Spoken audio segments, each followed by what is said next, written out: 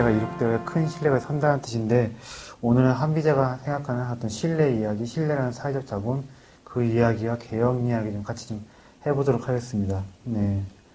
그 한비자나 법과 텍스트를 보면요, 그 신뢰에 대한 이야기가 많이 나오는데, 신뢰라는 게 얼마나 중요한지, 왜 중요한지 그런 이야기들을 많이 합니다만, 저는 좀 그거 볼 때 좀 우리 현실이 많이 와닿는 것 같아요. 왜냐면 한국 사회가 아직까지도 굉장히 어떻습니까?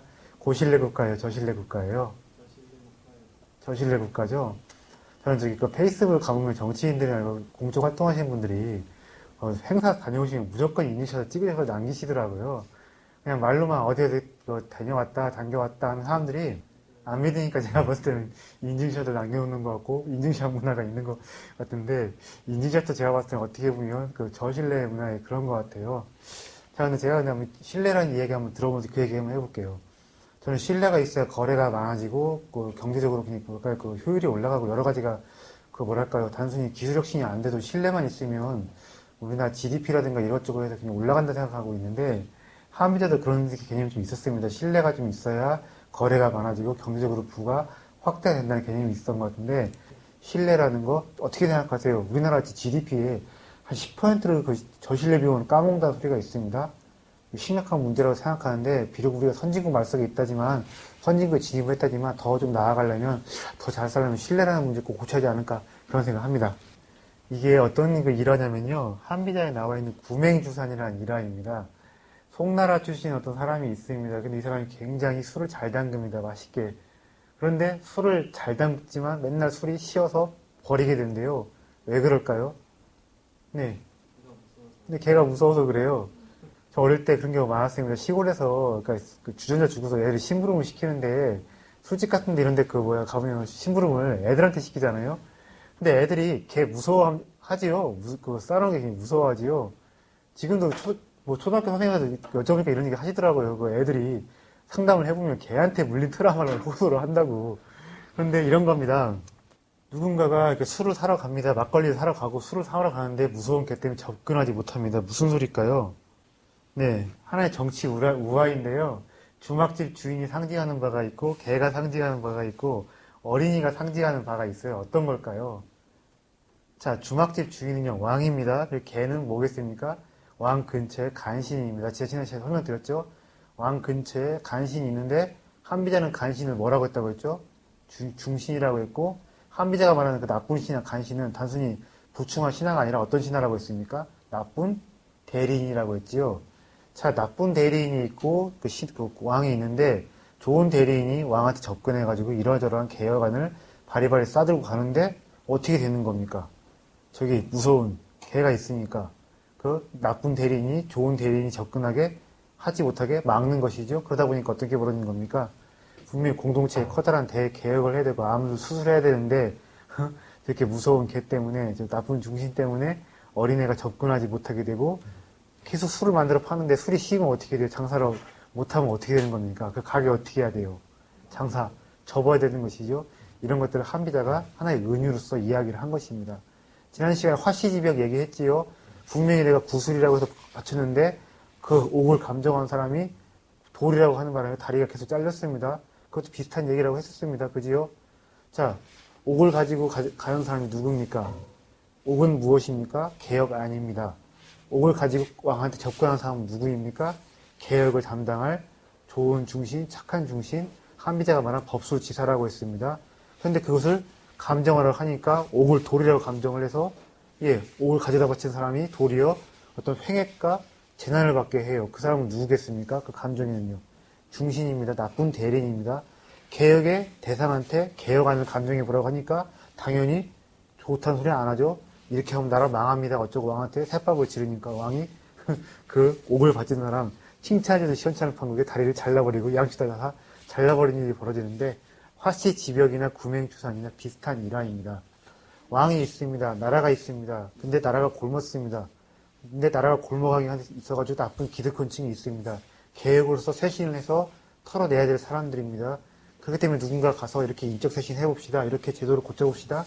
개혁안을 갖다 바치는데 왕이 그것을 몰라봅니다. 그리고 엉뚱한 사람한테 감정을 맡깁니다. 그러다 보니까 개혁안이 수용이 안 되고 좋은 그 대리인, 그 법술지사라는 훌륭한 대리인, 계획의 주체가 결국 궁중 안에 못 들어오는 그런 일이 벌어지는데, 구맹주산이라는 거하고 화씨지벽을 통해서 한비자가 정치의 모순들을 이렇게 우화로서 이야기를 한 것입니다.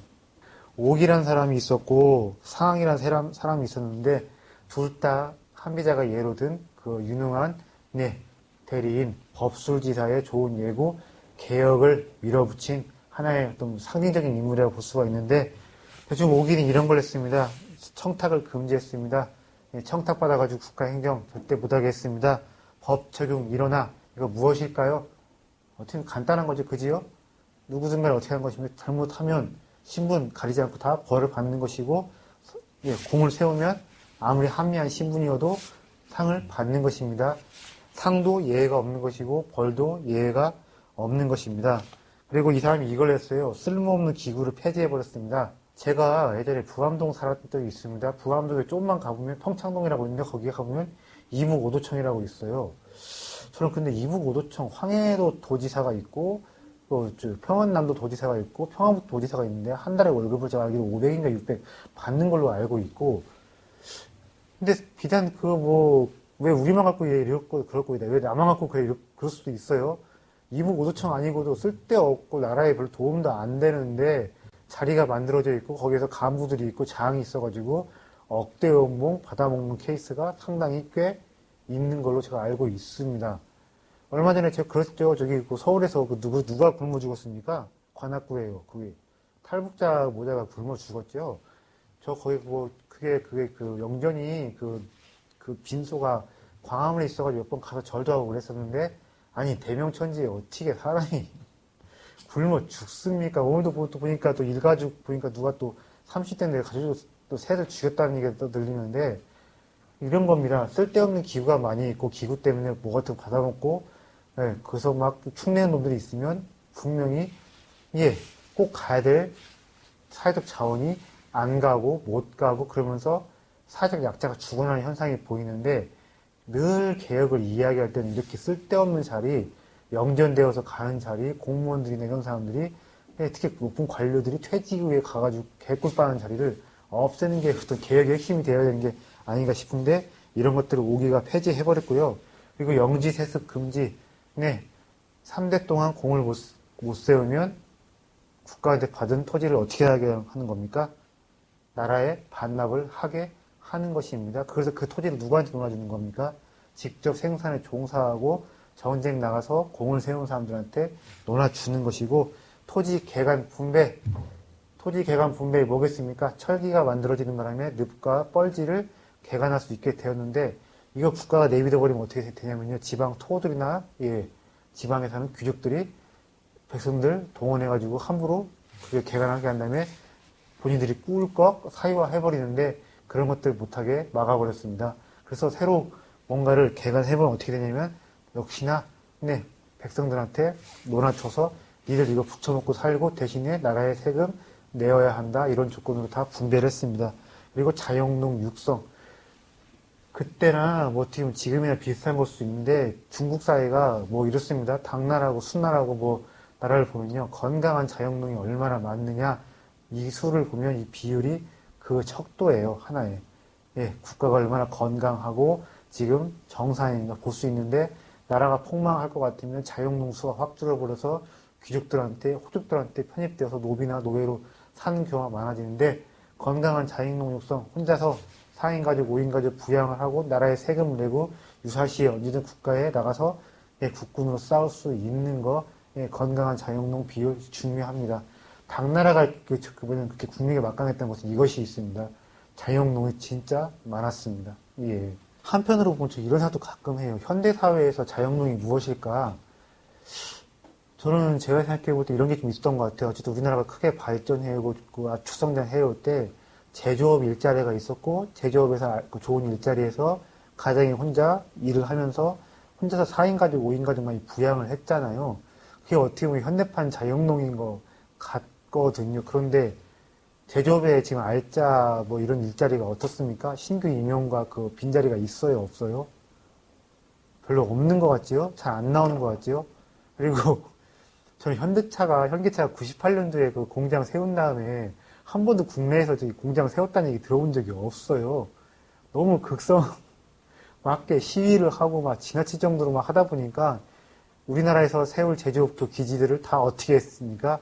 해외로 빼돌려 버렸는데 제조업의 일자리 거기서 한 500 이상 월급 받고 그러면서 정규직으로 채용이 돼서 고용이 안정이 되고 그런 사람들이 4인, 5인 가정들을 부양하고 외벌이를 하는 거 나름 우리나라 뭐 성장을 할 때 하나 이상적인 뭐 그거의 모델이 아니었나 싶은데 이제는 여러 가지 이유로 뭐 노조뿐만이 아니겠지만 여러 가지 이유로 이런 무슨 뭐 저기 옛날에 자영농과 비슷한 어떻게 보면 제조업 일자리 그런 모델이 많이 좀 줄어든 게 아닌가 싶은데 네, 좀 안타깝게 생각을 합니다.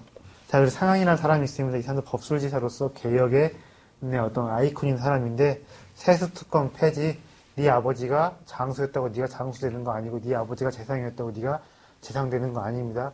너도 뭐냐면 능력을 검증받아야 되는 것입니다. 반대로 네 아버지가 아무리 한미했고 네가 출신이 그래도 능력을 발휘하고 국가의 공을 세우면 얼마든지 점핑을 할 수가 있습니다. 그리고 토지 분배와 소노민 계층 창출 이것도 역시 비슷한 것입니다. 토지를 내가 안정된 생산 기반이 있고 그것 통해서 국가한테 늘 세금을 내고 유사시의 병력으로 동원이 될 수가 있고 국가가 그런 사람들이 많아져가지고 올해는 세수가 이만큼 거칠 수가 있다 해가지고 늘 계산이 서는 국가행정 이런 것입니다. 그 영주제와 봉건제 폐지 뭐겠습니까? 지방의 토호들, 지방의 귀족들 내비두는 것이 아니라 싹 다 뒤엎어버리고 철저히 국가가 보내는 관료들, 지방관들이 다스리게 하는 것입니다. 그 지방에는 그 지방만 로컬 룰 이런 거 없습니다. 나라에서 법을 하면 어떻게 하는 것입니까?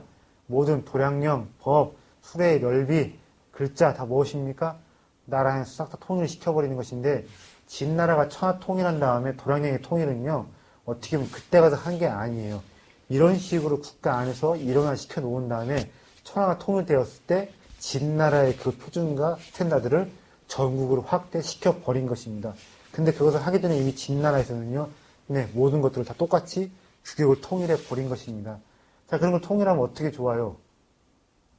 어떻게 좋습니까? 속이는 일이 줄어들지요? 관리가 쌀 가지고서 세금을 가져가는데, 뜯어갈 때는 작은 데로 퍼가지고 하고, 다시 줄 때는, 큰 데로 퍼가지고 간다고 해버리면, 이거 어떻게 되어버립니까? 세금에 굉장히 커다란 혼선이 빚어지고, 국민들한테 민심이 안 좋아지겠지요? 또, 이것저것 도량이 통일 안 됐으면, 상그로도 어떻게 되겠습니까? 너무 속이다 보니까 위축될 수밖에 없겠지요. 자, 세금이 얼마나 중요한 게 이게 있습니다. 뭐, 반청, 복명인가 해가지고 명나라가 무너지고 청나라가 생겼을 때, 지식인들이 굉장히 많이 반발했다고 하는데 어디까지나 지식인들의 이야기일 뿐이에요. 청나라가 세워진 다음에 어떻게 했냐면요. 세금을 쓸데없는 거 없애버리고 죽은 사람한테 건넨다거나 노인들한테 건넨다거나 애들한테 이거 다 없애버리고 일관된 공정한 기준대로 조세를 매겨버렸어요. 그것만 가지고도 이민족, 왕족, 만주족이었지만 한족들 밑에 피지배계층들은 지배를 수용을 했습니다. 왜냐면 쓸데없이 세금 안 뜯어가고 하다 보니까 살기가 명나라 때보다 좋아졌거든요.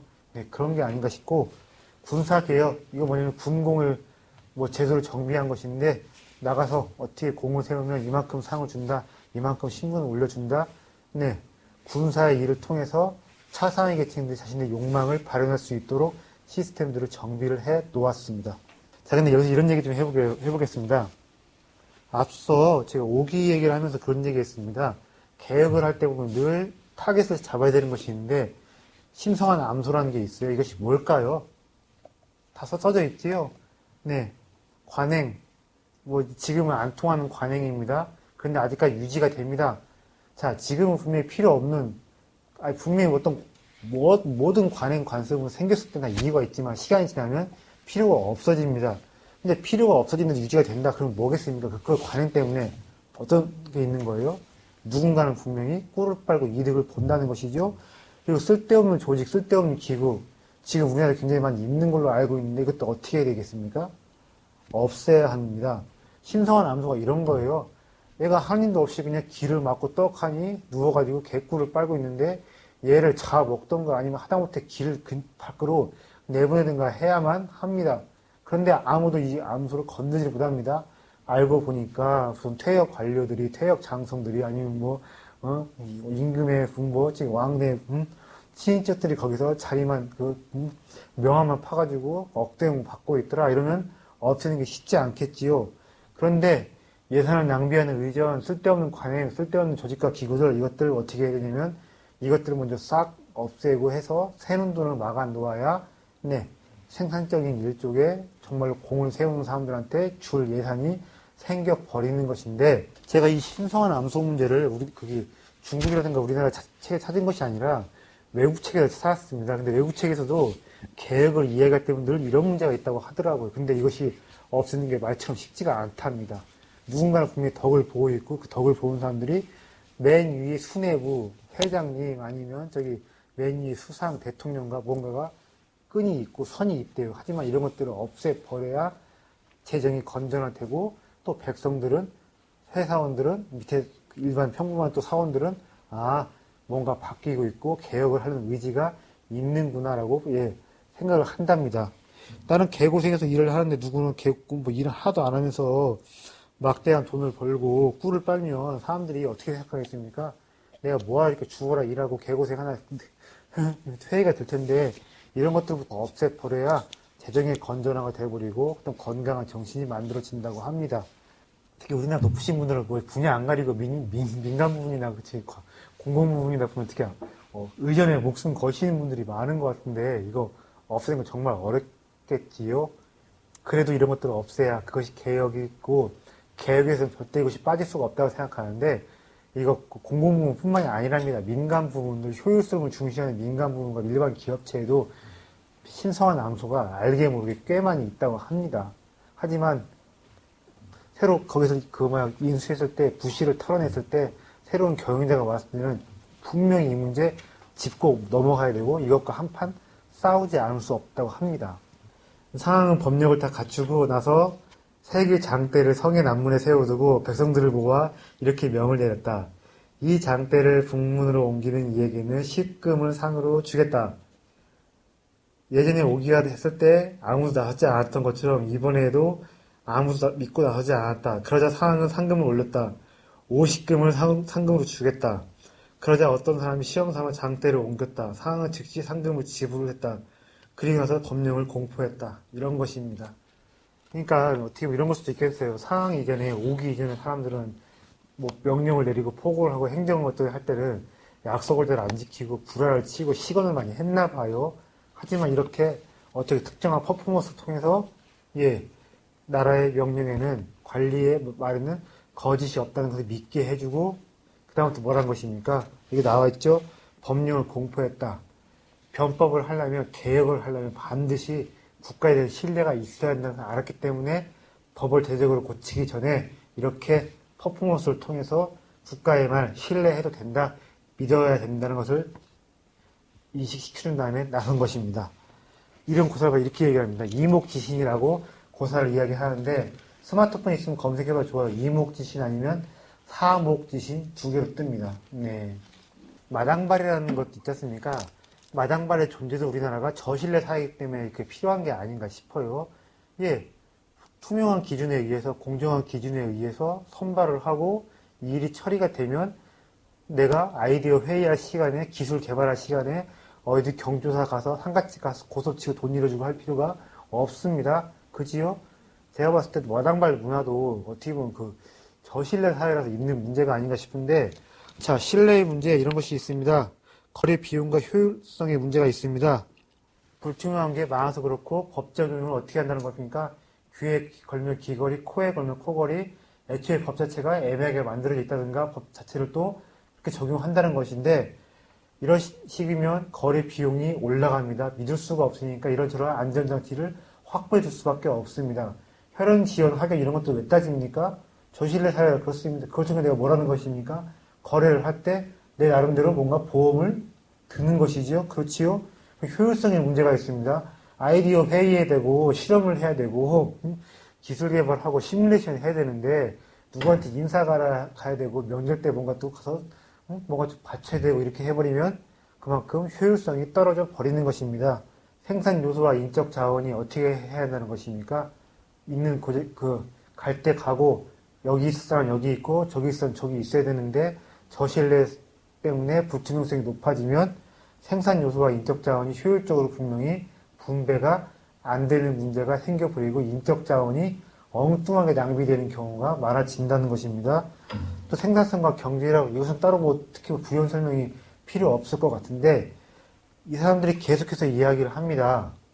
자원의 투입량보다 기술 혁신이 없어도 자원 투입량이 늘지 않아도 신뢰가 있어서 믿을 수만 있으면 생산성이 올라가고 나라의 국부가 늘어난다 이렇게 이야기를 했는데 그러니까 한비자가 일종의 그런 게 있는 거예요. 그 상황도 그런 게 있는데 제도 경제학으로서 측면이 탁월합니다. 뭐냐면 생산 요소가 늘어나지 않아도 기술 혁신이 없어도 제도를 통해서 얼마든지 생산성을 올릴 수가 있고 나라의 국부를 확충할 수가 있다는 게 한비자하고 그 상황의 얘기인데 그리고 리더십의 문제 이건 이루 말할 수가 없을 것입니다. 신뢰를 자꾸 어겨버리면 어떤 문제가 있습니까?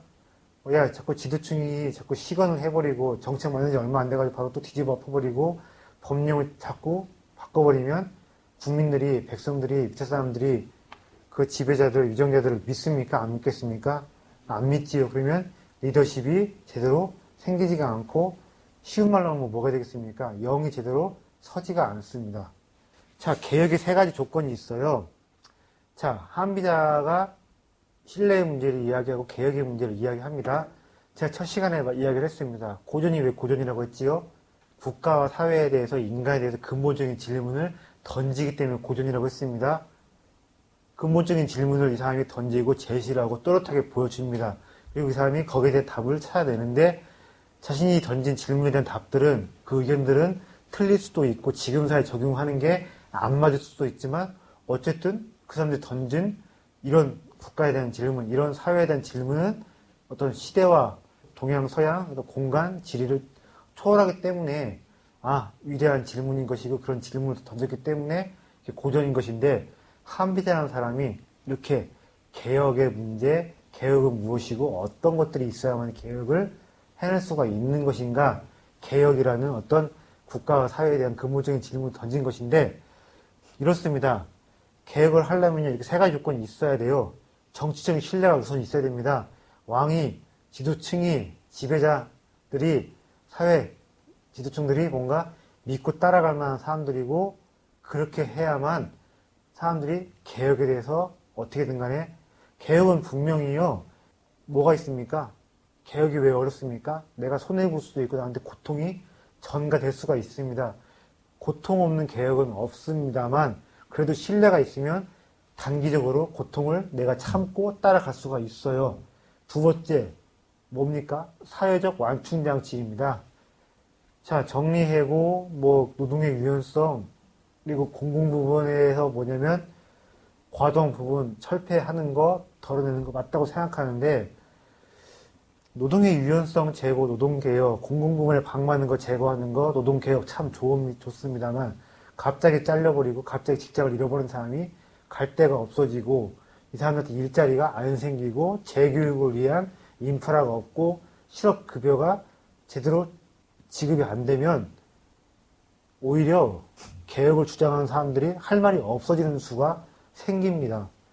저는 그래서 노동 유연성을 찬성하는 편이지만 그리고 공무부문 개혁 반드시 해야 한다고 보는 사람이지만 이런 쪽에 주장하는 사람들과 완전히 의견을 같이 하는 게 좀 아닌 게 뭐가 있냐면 이런 것도 주장하는 사람들을 보면 사회적 완충장치를 어떻게 마련할 것인지 거기까지 생각을 해서 대안으로 제시를 저는 함께 묶어서 이야기를 해야 한다고 보는데 완충장치가 있어야만이 야 니들 좀만 참아봐라 좀만 견뎌봐라 재교육 후에 다른 직장과 다른 일자리 우리가 어떻게든 간에 가게 해줄게 이런 게 되는 것인데 우리나라는 정치적인 신뢰도 없지만 사회적 완충장치에 대한 것도 좀 약하다 보니까 사람들이 두려움이 있어요. 나 혹시 잘리면, 나 혹시 일자리 잃어버리면 내 새끼들 누가 먹여 살리지?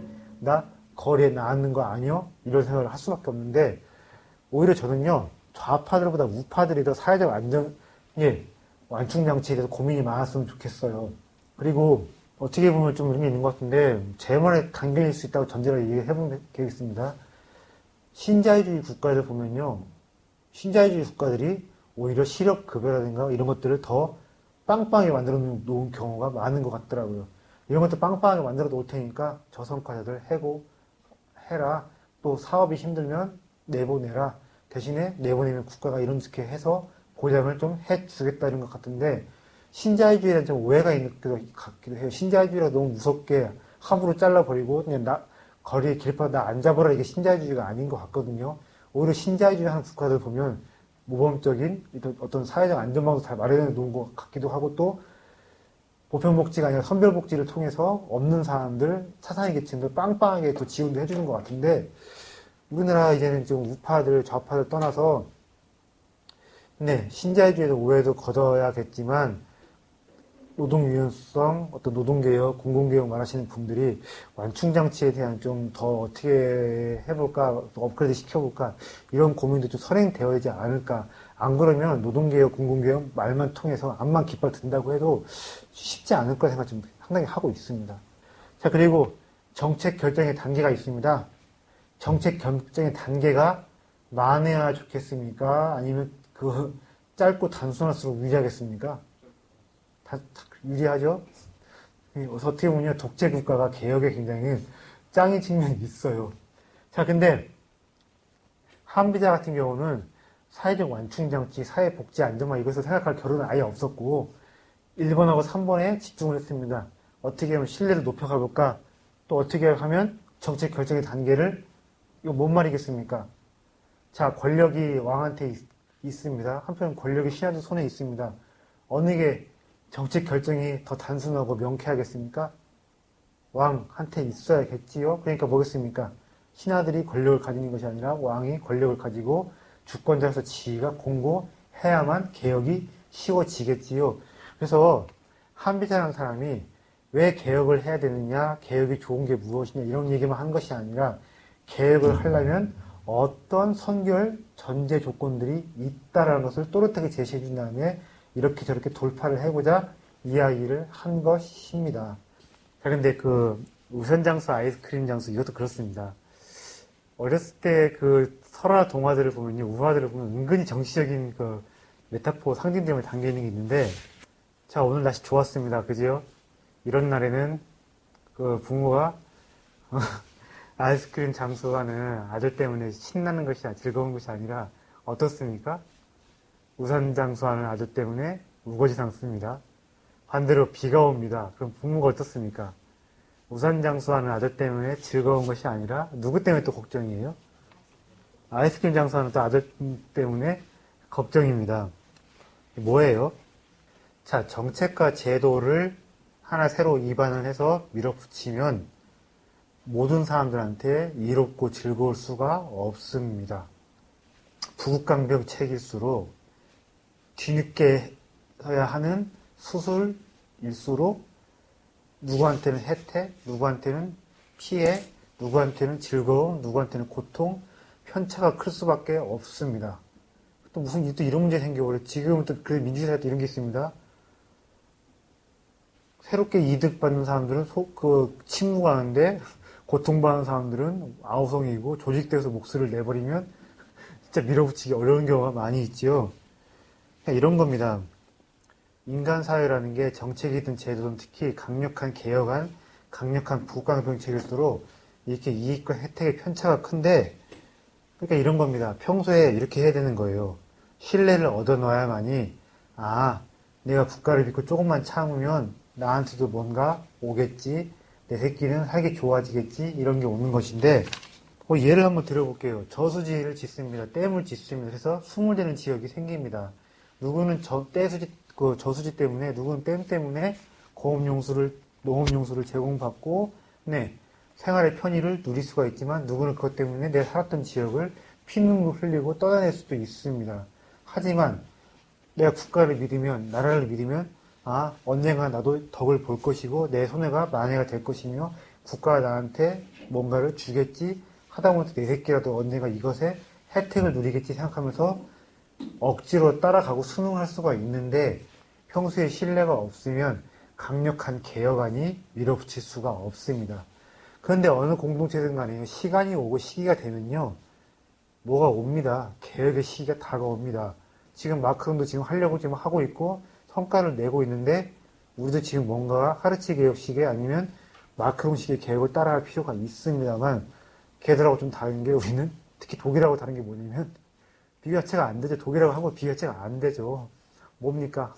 신뢰가 없기 때문에 개혁을 밀어붙이기 참 어려운 게 아닌가 싶더라고요. 신뢰 사회는 무엇이냐? 누구든 다 내가 지킬 것을 분명히 지켜야 한다. 넘지 말아야 할 선은 어떻게든 넘지 말아야 한다는 선을 잘 알고 그것을 어겼을 때는 누구나 다 가혹한 공동체의 격리와 징벌이 기다리고 있는 곳. 그런 곳이 아닌가 싶어요. 덕분에 또 서비스를 싸게 안정적으로 누리기도 하지만요. 네. 유럽식의 사회적 안전망도 국민들의 건강한 팔로우십, 국민들도 신뢰를 어기지 않으려는 그런 높은 시민의식이 있기 때문에 가능한 게 아닌가 그런 생각 상당히 많이 하고 있습니다. 양주의 아우 양포가 흰옷을 입고 밖에 나갔다. 비가 와서 흰옷을 벗고 검정옷을 입고 돌아왔다. 그 집개가 알아보지 못하고 짖었다. 양포가 노하여 때리려고 하였다. 양주가 말하기를 자네는 때리지 말라. 자네라도 마찬가지일 것이다. 너 자네 개로 하여금 흰색으로 나갔다가 검정색으로 돌아오게 한다면 자네가 어찌 이상하게 여기지 않을 수 있겠는가? 자, 누군가가 내가 집 나갈 때는 흰옷 입고 나갔는데 들어올 때는 비가 와가지고 뭐 걸치느냐고 검은 옷 입고 왔답니다. 그러니까 걔가 주인을 몰라보고 짖은 겁니다. 그래서 얘가 어떻게 한 것입니까? 그 사람이요. 이놈의 개새끼가 주인을 몰라보고 짖네에서 걔를 팽글 패려고 하니까 형이 말리는 겁니다. 이건 어떤 이야기겠어요? 이것도 슬쩍 상징적으로 비유를 한 겁니다.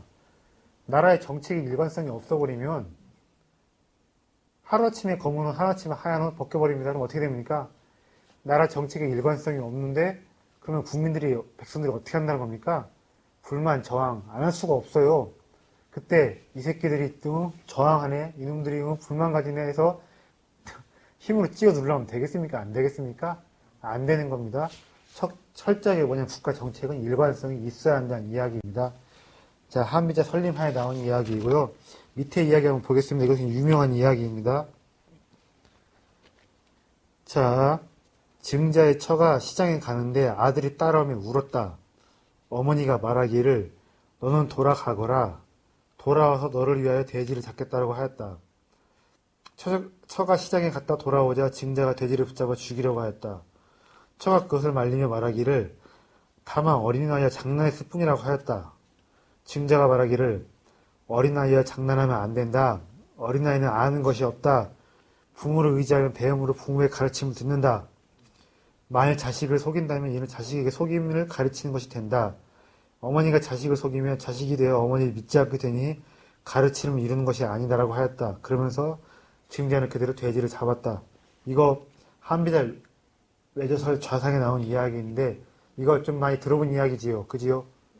수처가 한비자인 겁니다. 맥락으로 가정교육, 부모의 자세 이런 식으로 많이 좀 이야기가 되었는데 본래는 그런 게 아닙니다. 국가, 이것도 이것입니다. 국가가 이 징자에 나온 이야기처럼 어떻게 된다는 겁니까? 네, 어머니처럼 백성들한테 뻥, 구라, 거짓말을 치는 것이 아니라 네, 징자처럼 한번 약속하면 무조건 지켜야 한다는 것입니다. 예, 나라의 신뢰가 생기려면 무조건 일단은 가장 먼저 국가가 시건하지 말고 국가가 정책을 했으면 약속했으면 그대로 실행을 해야 한다는 것입니다. 제가 그런 말 했습니다. 첫 번째 한미자 시간에 그런 말 했습니다. 한미자가 어떤 공간적 배경을 하고 있다고 했지요? 자, 중원이라고 했습니다. 힘끼리 맞부딪히는 무슨 땅이라고 했습니까? 고난의 땅이라고 했는데 고난의 땅일수록 철저하게 열강들에 둘러싸인 땅일수록 철저하게 뭘 해야 되냐면 정치 지도자들이 신뢰를 지키고 나라 안에 신뢰라는 사회적 분위기가 있어야만이 그런 자원이 단단해야만이 나라가 혼연일체가 되어가지고 지킬 수가 있다고 한 것인데 어떻게 보면 그거랑 비슷할 수도 있겠네요. 영구 중립국 어떤 나라가 있습니까? 스위스 있지요? 스위스는 어떤 게 유명합니까? 정밀공업, 기계공업이 유명하지요? 스위스도 제가 알기로는 굉장히 고신뢰 국가인 걸로 아는데 그런 겁니다. 약속을 지켜야만 합니다. 오차가 있으면 안 됩니다. 틀림이 있으면 안 됩니다. 안 그러면 그 조그만 나라가 네, 견뎌낼 수가 없는 것입니다. 스위스 용병들 아시죠? 네, 어떻습니까? 비인사의 사절상 거 보신 분 계신지 모르겠는데 뭡니까? 한번 계약을 해서 가면 어떻게 합니까? 자, 프랑스 대혁명 때 루이 16세가 안 되겠다 싶어가지고 스위스 용병들 해산하라고 했는데 이미 그때도 프랑스 왕들 그 근위병 다 도망간 상태였어요. 하지만 스위스 용병들한테 어떻게 했습니까? 도망가라고 했지만 안 도망갔습니다. 그리고 스페인이 쳐들어왔을 때 바티칸에서 고용하는 스위스 용병들 끝까지 안 도망가서 어떻게 했습니까? 몰살 당했습니다. 왜 그런 겁니까? 우리는 무조건 약속을 지키고 신뢰를 어기지 않아야 한다. 그런 것이지요. 네. 그렇게 해야만 척박한 산지에 스위스, 우리가 척박한 산지라서 할 게 없다 보니까 용병을 먹고 사는 건데 우리가 약속을 지켜야만이 후손들 역시 먹고 살 길이 생긴다. 어쨌든 스위스 하면 그런 신뢰, 틀림이 없는 거 정밀기계라고 이야기할 수 있겠는데 그것이 유럽에 뭡니까? 한 가운데고 조그만 소국이지요. 나라가 작을수록 외부에 득식을 막 그 열강들이 득식을 벌일수록 신뢰를 단단히 하고 지도자가 절대로 시건을 하지 말아야만 나라가 주권과 생존을 지킬 수가 있다. 한미자가 그 생각을 한 것인데 나라가 주권과 생존을 지킬 수가 있는 것이면 또 지금처럼 뭐겠습니까? 개혁이라는 것을 할 수 있다. 또 앞서 말씀드린 것처럼 거래가 활성화되어서 경제적으로 부유해질 수가 있다. 뭐 그런 것입니다. 자, 근데 개혁이라는 것이 이런 문제들이 있어요. 우리나라는 신뢰의 문제하고 앞서 말씀드린 대로 어떤 사회적 안정망, 그런 완충 장치, 그것 때문에 어렵지만 이런 문제도 있습니다. 명분과 구호, 타이틀에만 막 이것만 가지고 앞세우고 이것만 그냥 그럴듯하지 디테일과 컨텐츠, 구체적 내용들은 준비 안 된 경우들이 너무 많습니다. 깃발만 들어요. 슬로건만 거창합니다. 하지만 어떤 식으로 고쳐나갈지 또 어떤 식으로 개혁의 부작용들을 완화시켜 갈고 개혁에서 손해를 보는 사람들한테 손해를 보전해 줄지 이런 것들이 없습니다. 그러니까 정치적 선동, 자신들이 한복해 보려고 주장하는 경우가 많은 것이고 공부를 통해서 자신들이 뭔가 준비된 이런 것들이 없는 경우가 많은데 눈에 보이는 현상만 잡으려고 하고 눈에 보이는 현상들, 자, 우리가 개혁을 통해서 뭔가 병을 고쳐 나가야 되는데 그 병을 열이 올랐다고 해서 해열제만 투입하면 안 됩니다. 눈에 보이는 현상들을 만들어낸 그 뒤에 있는 것들까지 함께 보고서 그것들을 어떻게 고쳐 나갈 것인지 이야기를 해야 되는데 우리나라는요, 개혁에서 이런 문제들이 큽니다. 신뢰의 문제, 완충의 문제만 있는 것이 아니라 명분과 구호만 앞서고 디테일과 컨텐츠들은 없고 눈에 보이는 현상만 가지고서 막 그것만 가지고 승부를 보려고 해버리고 선동, 정치적 효과만 막 그것만 노리고 있고 이런 후진적인 정치 문화가 있기 때문에 저는 우리나라 더욱더 개혁이라는 것이 변화가 어려운 게 아닌가 싶은데 내가 개혁을 해야겠다, 사회를 고쳐나가겠다 싶으면 눈에 보이는 현상만 이야기할 것이 아니라 어떤 요란한 구호 명분만 이야기할 것이 아니라 공부하고 준비를 해서 컨텐츠 내용물들이 있고 구체적인 디테일들이 갖춰지고 이게 맞는 게 아닌가 싶은데 지금 뭐 노동개혁, 공공개혁, 연금개혁 말들이 많은데 그것들 주장하실 분들도 역시 공부를 많이 해서 세부적인 내용들, 디테일들이 좀 살아있어야 되지 않을까 그런 생각이 상당히 많이 있고 그런 것들이 준비가 되고 갖춰지려면 공부를 해야 한다고 했는데 공부도 맨입이 되는 것이 아니에요.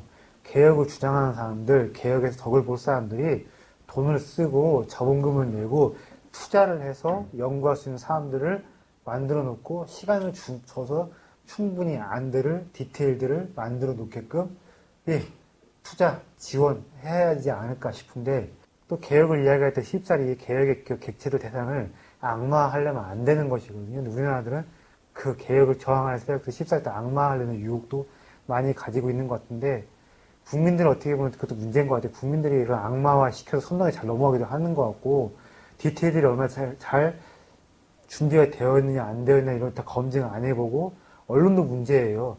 개혁을 요구하는 사람들한테 접근해서 너 얼마나 준비가 되어 있느냐 너 얼마나 컨텐츠가 있느냐 이런 것들까지 검증을 해보는 것이 아니라 예, 그냥 막 경마식으로 보도를 해버리면 개혁을 요구하는 사람들도 네, 딱히 자기한테 검증에 이런 것들을 안 뒤밀어지니까 준비를 안 하게 되는 것도 아닌가 이런 생각도 듭니다. 자, 이제 그리고 개혁을 얘기했는데 슬슬 다른 문제 이야기를 해보겠습니다. 권력의 대기실 이야기를 해볼게요. 자, 권력의 대기실 다른 말로 파생 권력이라고 하는데 칼 슈미트가 만들어낸 그 어떤 개념이라고 할 수가 있습니다. 쉽게 말하면 이런 거예요. 자, 권력자가 있으면 늘 그 권력자로 향하는 통로가 있는데 누구나 다 권력자의 문을 열고서 권력자의 얼굴을 볼 수 있는 게 아니랍니다.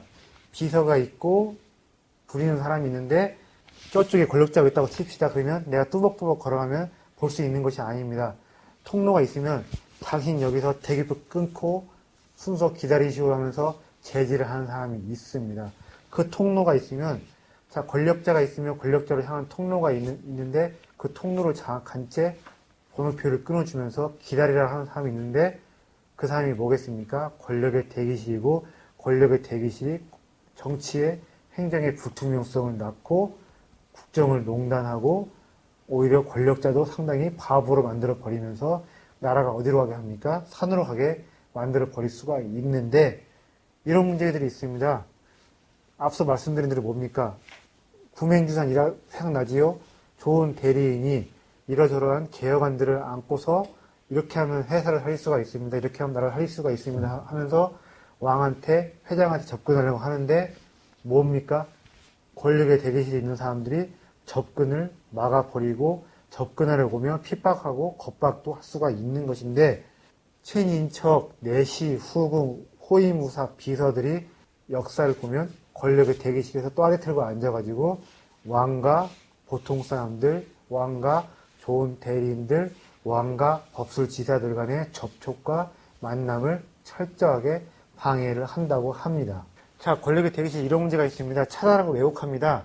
누군가한테 가서 왕한테 최고 권력자한테 쓴소리를 해주고 민심이 동향을 이렇습니다 해주고 그때 업데이트된 정보를 바로 알려줘야 되는데 대기실이 커져버리고 대기실에 있는 사람이 권력이 세져버리면요. 최고 권력자한테, 경영자한테, 교장한테, 총장한테 가야 될 정보가 안 가버리고 단순히 가야 될 정보가 안 가버리는 정도가 아니라 어떻게 돼버립니까? 왜곡시켜서 갈 수가 있는 거예요. 이런 경우 많이 보셨지요? 그지요? 그리고 불투명성 역시 최고 권력자가 결정하는 것이 아니라 공개된 자리에서 결정하는 것이 아니라 정식 직함을 가지고 있는 사람들끼리서 결정하는 것이 아니라 앞서 말씀드린 운전기사가 인사를 결정할 수도 있는 것이고 호위무사가 내시가 결정을 해서 누구 자르고 누구 안 치고 어디 거 사오고 정책 방향을 비틀 수가 있는 것입니다. 권력의 사유화 문제가 있는 거예요. 백성을 위해서 국민을 위해서 공공을 위해서 권력이 집행되고 하는 것이 아니라 누굴 위해서 집행됩니까? 대기실을 장악하고 있는 그 실세라는 놈한테 얘한테 아부하는 놈, 얘한테 뭐 뇌물 바치는 놈, 얘한테 와서 손 비비는 놈 그런 식인 겁니다. 국가를 위해서 국가의 장래를 위해서 백성을 위해서 국가 권력이 가는 것이 아니라 철저하게 대기실을 장악한 그 실세를 위해서 국가 권력이 사유화되는 문제가 생겨버립니다. 그리고 이런 게 있습니다. 중신이라고 했습니다. 그 관료, 자, 궁중 내에 일 제대로 안 하고 개판 치고 나쁜 대리인이 누구라고 했습니까? 중신들이라고 했는데 자, 권력의 대기실이 생겨가지고요. 왕 옆에 실세가 따로 생겨버리면 그 중신들이 어떻게 하겠습니까? 가만히 있질 않아요. 그 간사한 놈들은요. 꼭 때로 움직이고 내가 누구한테 줄을 서야 되는지 그때그때 귀신같이 안테나를 잘 세웁니다. 그러면 중신이라는 놈들이 나쁜 대리인이라는 놈들이 어떻게 하는 겁니까? 권력의 대기실한테 가서 아부를 하고 결탁을 하고 더욱더 그러면서 중신은 중신대로 권력의 대기실은 대기실대로 사유화한 권력을 더욱더 공고히 해버립니다. 그리고 가장 큰 문제, 개혁의 걸림돌. 앞서 말씀드린 구맹주산을 일화 보면 되실 겁니다. 자, 이게 뭐겠습니까? 여긴 개가 뭐예요? 권력의 대기실? 예, 그렇습니다. 중심일 수도 있지만 대기실일 수도 있는 것이며 이 사람이 중신들과 결탁을 하니까 뭐 중신이라고 되겠는데 어쨌든 권력의 대기실이 생겨버리면 정치 공동체의 건강성은 커다랗게 저해된다는 겁니다. 어떻게 그 정치 선진국수로 모든 문제들을 정치들을 어떻게 합니까? 설득, 토론, 오픈시켜 놓다 해서 합의를 하는 것인데 우리나라 같은 경우는 정치 후진국은 토론과 합의의 문화가 없고 마쿠에서 결정이 많이 돼버리고 그러면 거기서 개입하는 놈들이 이런 권력의 대기실들이 많이 개입을 해버리는 것이죠. 한비자가요 권력의 대기실이 있다고 했는데 이 사람은 늘 이런 게 있습니다. 8간, 3수, 5두, 6반 이 사람은 늘 5가지 뭐뭐, 6대 뭐뭐, 7대 뭐뭐 해서 그냥 늘 유형화시켜서 이야기를 합니다. 자 보겠습니다. 무릇 남의 신하가 된 자는 군주에 대하여 간악한 일을 해내는 방법으로 8가지 수단이 있다. 첫째는 동상, 즉 잠자리를 함께하는 자를 말한다. 누구를 가리켜 잠자리를 함께한다고 말하는가? 귀부인과 총애하는 척, 그리고 마음에 드는 미녀로서 이들은 군주를 유혹하는 자들이다. 느긋하게 즐기는 침실을 핑계 삼아 취하고 흡족한 틈을 타서 원하는 것을 보채면 반드시 들어주게 되는 방법이다. 여기서 신하라는 자는 자가 은밀히 그들에게 황금 복을 바쳐 군주로 하여금 헤어놓게 만드니 이를 동상이라고 한다. 같은 잠자리를 함께하는 사람을 얘기하는데 조선시대 때 이런 말이 있습니다. 정승 10명 합쳐봤자 도승리 1명만 못하다 이런 말이 있습니다. 도승리는 누굽니까? 비서지요? 근데 도승리 10명 있어봤자 누구 하면 못 당하겠습니까? 바로 옆에 있는 왕비, 후비, 후궁 못 당한다는 겁니다. 그러니까 어떻게 한 것입니까? 세력가일수록 해도가들이 어떻게 했어요? 물실, 혼기, 어떻게든 간에 왕비, 정실, 부인을 안 되면 후궁이라도 우리 집안 사람을 앉혀놓으려고 가른 애를 쓴 것이지요. 사대부 100명, 1000명, 신하들 100명, 1000명 있어봤자 소용없다는 거예요. 같이 잠자리 하는 사람, 그 사람 못 당해낸다는 겁니다. 두 번째 있습니다. 제방, 즉 군주 곁에 가까이 있는 자를 말한다. 누구를 가리켜 가까이 있다고 하는가? 광대나 난쟁이 그리고 측근에 친숙한 자들로서 이들은 군주가 명하지 않았는데도 예의하고 시키지 않았는데도 분무대로 거행하겠더라 말하며 생각하기도 전에 뜻을 받들고 용모를 엿보거나 안색을 살펴서 군주의 심중을 앞서 헤아리는 자들이다. 광대나 무슨 재밌는 걸 통해서 자기 개인기를 통해서 예능적 걸 통해서 왕 옆에 근처에 앉아있게 된 사람들인데 그러면서 뭘 한다는 겁니까? 왕을 즐겁게 해주고 왕의 비위를 맞춰주는데 이 사람들이 적지 않게 정책의 결정, 인사권에 가담할 수가 있다는 것입니다. 세 번째는 누구냐? 부형을 말한다. 누구를 그렇게 부형이라고 하는가? 반계의 숙부나 서자나 형제 공자로서 군주가 친애하는 이들인데 대신이 되어 군주와 함께 이를 획책하는 일을 말한다. 이런 겁니다. 중국에 우리나라 그렇게 많았는데 왕 근처에 누가 있습니까? 외척들이 정치에 개입을 해서 실권을 휘두른 경우가 많았지요. 정식으로다가 분명히 벼슬 자리는 없지만 많이 개입을 해서 실권을 휘두릅니다. 그리고 한미자가 하나 또 언급한 케이스가 있는데 유행이라고 하는데 유행은 뭐냐면요.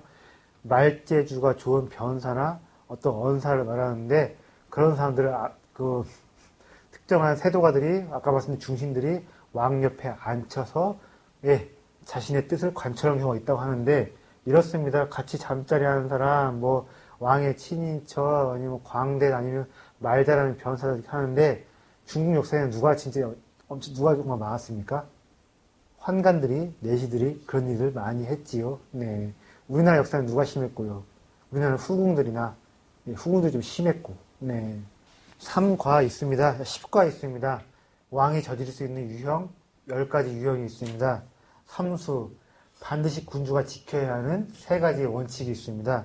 8경 반드시 군주가 기억해야 하는 8개의 국정 운영의 원칙이 있습니다. 그리고 6미 6가지 드러나는 징조나 기미가 있는데 나쁜 징조나 나쁜 기미입니다. 이것들을 잘 봐야만이 어떤 정치에서 나쁜 기미와 징조를 사전에 알아차려서 예방할 수가 있습니다. 6반이라고 있습니다. 6개의 통치에 순응하는 부류와 6개의 통치에 반항하고 저항하는 무리들을 말하는데 법가하고 변가가 이런 걸 잘해요. 혼자가 이런 걸 말했는데 547기를 말했습니다. 5가지 거시적 항목, 7가지의 미시적 항목으로 전쟁을 하기 전에 우리 팀과 적군의 전력을 비교간을 분석해 보면서 견적을 내보라고 하는데, 늘 이렇게 얘들은 이런 걸 좋아합니다. 법가하고 병가는요, 두루뭉실하게 옳다, 그르다, 착하다, 나쁘다, 선하다, 악하다 이런 걸 안 합니다. 7가지 항목으로 기준을 통해서 뭐라는 겁니까? 내가 뭔가 정보가 있으면 어떻게 해야 돼요? 분류를 해 놓아야 됩니다. 정보에다가 구체성의 옷을 입혀야 되지요. 범주화하고 카테고리화 하지 않으면 절대로 지식과 정보는 내 것이 아니고 써먹을 수가 없습니다. 유용지식이 아니라 무용지식일 뿐입니다. 그지요? 그리고 이렇게 구체적으로 기준과 항목이 있어야만 뭘 할 수 있습니까? 구체적 기준과 항목이 있어야만이 뭘 할 수 있지요? 자, 지도자가, 리더가 내가 늘 모든 것을 다 파악할 수가 없습니다만 8대 항목, 8가지 기준이 있으면 뭘 할 수 있습니까? 최대한 내가 인식의 사각지대를 좁혀놓을 수가 있는 거지요. 그래서 이런 겁니다. 한비자는요, 끊임없이 아키타이프라고 해가지고 이렇게 분석의 틀, 분석의 유형을 제시합니다. 리더는 늘 이런 걸 통해가지고 어떻게 해야 한다? 예, 인식의 사각지대를 좁혀야 한다. 그리고 어떻게 해야 되느냐? 네, 지식과 정보들을 어떻게 해야 되냐면 스스로 범주와 카테고리화 시켜야 한다는 거예요. 뭐 단순히 한비자의 이야기에서 뭐 정치를 하는 원칙 이걸 떠나가지고요. 전 학생들한테 이야기 늘 하고 싶어요. 메모하는 습관을 들어 놓아야 되는데 메모를 그치지 말고 스스로 범주화해서 폴더로 따로따로 분류화 시켜 놓아야 네가 똑똑해질 수가 있고 지식이 성장할 수가 있고 네 머리 안에 CPU 성능을 높일 수가 있다. 예, 그런 생각 좀 많이 하고 있습니다. 자, 그리고 마지막으로 이런 얘기 좀 해보겠습니다. 구맹주산 아까 설명했지요. 화시지벽 지난주에 이야기했습니다. 수주대토라는 고사 혹시 아세요? 수주대토 아시죠? 그 농부가 농사를 짓다가 잠깐 쉬고 있는데 갑자기 토끼가 오더니 어떻게 합니까? 그루터기 헤딩을 했습니다. 그래서 기절해 죽었습니다. 이게 웬 떡이야 해서 그 득템을 했는데 다음날부터 그 농부가 어떻게 합니까? 밭을 가는 것이 아니라 토끼가 와서 또 헤딩하는 거 기다리고 있습니다.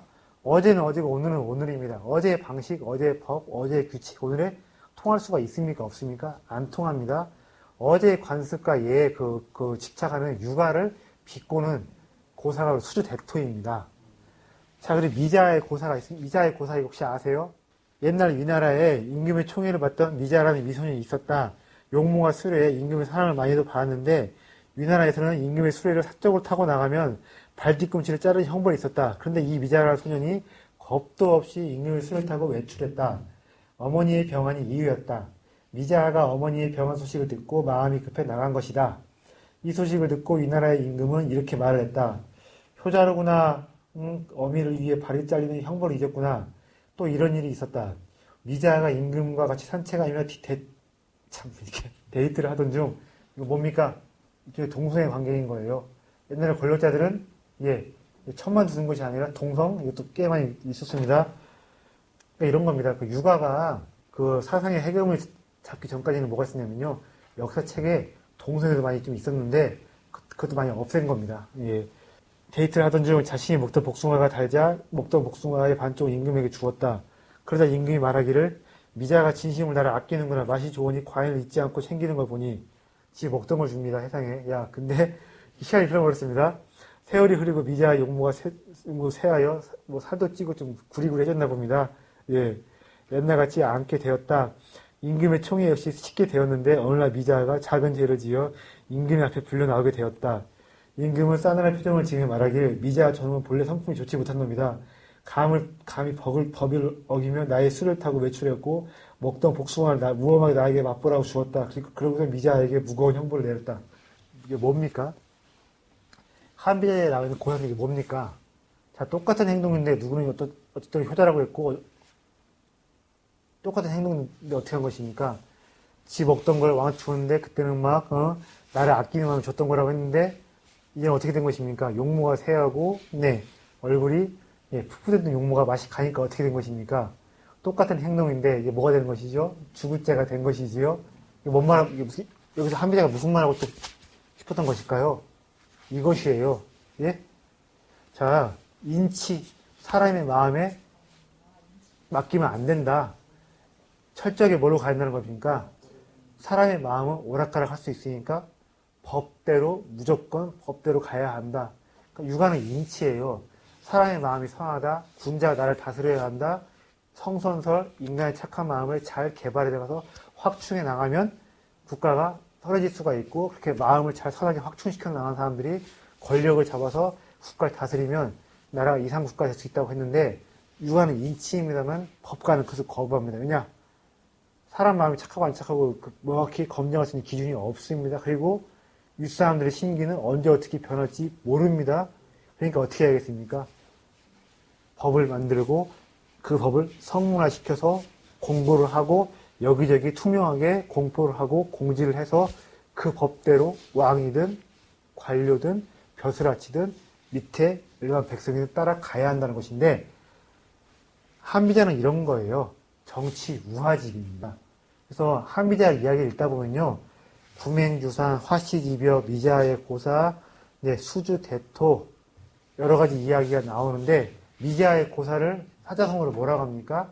먹던 복숭아를 왕한테 바쳤습니다. 무슨 죄라고 합니까? 여도지 죄라고 합니다. 칼럼 대본 꽤 나와 있어요. 그러니까 사자성어를 보다 보면요, 원 고사가 한비자인 경우가 굉장히 많이 있어요. 자, 가장 중요한 게 무엇이다? 신뢰이다. 신뢰는 왜 중요하다? 경제의 문제, 거래의 문제가 있고, 리더십의 문제가 있고, 또 어떤 문제가 있다? 개혁의 문제가 있기 때문이다. 평소에 신뢰가 잘 잡혀야만이 개혁이라는 게 가능하다. 내가 국가가 정치가 신뢰를 얻으려면 투명해야 되는데 그 신뢰를 파괴하는 것이 있습니다. 그리고 개혁을 하려면 그 개혁에 저항하는 세력이 있다고 했습니다. 누구라고 했습니까? 국가 정치의 투명성을 해치고 개혁에 저항하는 세력 누구라고 했지요? 권력의 대기실. 근데 권력의 대기실의 횡포가 얼마나 제어되느냐 아니냐에 따라가지고 정치적 투명성도 가늠이 되고 무엇도 가늠은 된다고 했습니까? 말씀하셨죠. 선진국들은 그렇고, 우리는 아닌데, 자, 얼마나 권력의 대기실이 잘 제어가 되느냐, 거기도 얼마나 투명하게 만들어 놓을 수 있느냐, 거기에서 정치의 어떤 성패, 선진국이냐 후진국이냐, 여기 가늠이 된다고 볼 수 있는데, 권력의 대기실이라는 개념, 칼슘 밑에 단순히 개념으로만 이야기했는데, 우리 한비자는 8간을 통해서 4개로 유형화시켜 설명을 했다. 그리고 한비자는 늘 뭘 좋아한다? 늘 그냥 말만 하는 것이 아니라 7대, 8대 분류, 아키타이프라는 분석의 틀을, 분류의 틀을 제시하면서 이야기하는 걸 좋아하고, 또 무엇도 좋아한다? 정치 우화도 좋아하는데, 한비자의 레토릭이 이렇습니다. 이야기의 전개 방식이 이래요. 아키타이프, 분류, 예틀, 유형화, 나머지 반은 또 무엇이겠습니까? 정치 우화지. 그래서 한비자는 늘 유형화시켜 설명을 하는구나. 또 애를 이야기 쉽게 우화를 또 가져와서 설명을 하는구나. 이런 게 있습니다. 묵자 같은 경우에도 약간 목사의 설교 같아요. 목사님의 설교요. 그리고 순자 같은 경우 교수의 강의로 같습니다. 순자편을 보면 이런 게 있습니다. 악론편이 있습니다. 부구편이 있습니다. 예론편이 있습니다. 예론편은 뭐겠습니까? 예에 대한 주제별 강의입니다. 또 뭐겠습니까? 악론편은 뭐에 대한 얘기였어요? 음악에 대한 이야기입니다. 그리고 부구편은 뭐에 대한 이야기겠습니까? 경제에 대한 이야기입니다. 강국편은 뭐에 대한 이야기겠습니까? 군사와 안보에 대한 이야기인데, 순자 같은 경우는 교수가 주제별 강의로 그런 느낌을 줍니다. 손자 같은 경우는요, 이것입니다. 우리 지금 PPT 예전에 뭐 썼지요? 특히 군대나 그 학교에서 쓴 게 뭐였습니까? 넘기는 거 혹시 기억하세요? 그지요? 순자 같은 경우는요, 군사 이야기를 하는데, 길게 이야기할 게 아닙니다. 어떻게 한 거겠습니까? 요점별로 브리핑을 해서 이야기를 하는 것이고, 노자 같은 경우는 상징과 은유로서 어떤 군사 이야기를 하는데, 도가도 비상도 이것은 어떻게 보면 상징적인 이야기이고, 특히 이것이 있습니다. 상선약수라고 합니다. 늘 물과 같아야 하고, 물이 최선이라고 하면 이게 무엇이겠습니까? 물처럼 유연하게 모양을 고정시키지 말고 움직일 수가 있어야 전쟁에서 이길 수 있다는 이야기인데, 자, 우리가 이런 게 있어요. 좀 약간 번외적인 이야기인데요. 철학자, 하상가가 이야기를 할 때요, 그 사람 주장, 그 사람 개념이 무엇인지 이해하는 것도 중요하지만, 이 사람이 자신만의 어떤 이야기 전개 방식, 어떤 수사의 방식, 어떤 수사의 개성, 어떤 자신만의 레토릭이 있는지 그것도 아시면 굉장히 특정한 화상가를, 특정한 고전을 읽는 데 있어서 굉장히 유용하고 빨리 읽고 이해를 하는 데 커다란 도움을 줍니다. 자, 그래서 오늘 이렇게 정리를 해 보겠고요. 작은 신뢰가 쌓여야 큰 신뢰가 어떻게 한다? 선다. 우리 대한민국이 아직은 저신뢰 국가지만, 예, 이제 곧 고신뢰 국가로 거듭이 나서 석유 한 방울 안 나는 게 뭐가 부끄럽습니까? 신뢰라는 자원이 없는 게 부끄러운데, 제발 좀 이제 신뢰라는 자원이 넉넉한 고신뢰 국가로 갔으면 좋겠습니다. 이상입니다. 네, 감사합니다.